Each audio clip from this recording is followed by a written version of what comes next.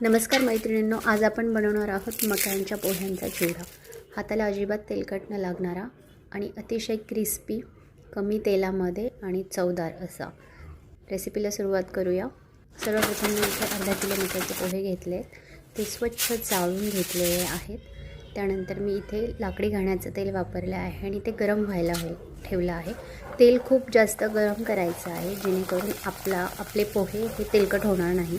So full आचेवरती मी हे मक्याचे पोहे तळून घेतलेले आहेत आणि व्यवस्थित झाराने ते तेल गाळून घ्यायचे जेणेकरून ते तेलकट होणार नाही। इथे मी 1 वाटी शेंगदाणे घेतले, ते पण खरपूस भाजून घेतले। खोबऱ्याचे तुकडे घेतले, त्यानंतर 5 ते 6 मिरच्या घेतल्या आहेत, कढीपत्ता घेतला आहे।